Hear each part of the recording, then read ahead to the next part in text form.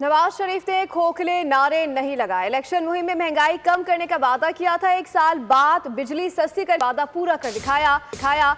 बिजली चोरी रोकने के लिए आर्मी चीफ ने बेहतरीन किरदार अदा किया। सीनियर वजीर मरियम औरंगजेब की लाहौर में प्रेस कॉन्फ्रेंस, कहा कि नालायक मुल्क पर मुसल्लत रहे तो महंगाई की शरह 60% तक पहुंचा दी।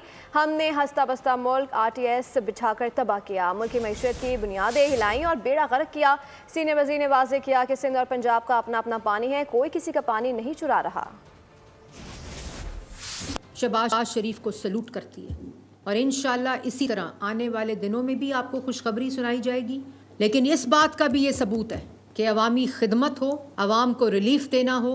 ये वादे अगर मुस्लिम लीग नून ने किए तो इनको पूरा भी मुस्लिम लीग नून ने किया। जो लोग 4-4.5 साल इस मुल्क पे मुसल्लत रहे, ये उन्होंने करना था। उनको तो चलता हुआ मुल्क देकर गए थे और आज भी क्या कर रहे हैं? खुद इंतशार का शिकार, खुद गालम गलोच एक दूसरे को। किसी मुल्क की तरक्की, मुल्क की बेहतरी, अवाम की बेहतरी का हिस्सा इन्होंने नहीं बनना।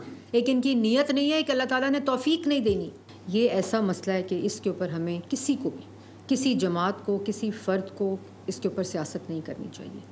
ये सूबाई मामलात हैं। इसके लिए CCI का फ़ोरम मौजूद है जिसके अंदर इस तरह के तमाम जो आपके अगर किसी किस्म के तहफ़्फ़ुज़ात हैं तो वो फ़ोरम आप एक्टिवेट कर सकते हैं। बहुत ही ज़िम्मेदारी के साथ बात करनी चाहिए। किसी का कोई पानी चोरी नहीं हो रहा, ना चोरी हो सकता है इस वक्त, इस दौर में जब आइन मौजूद है।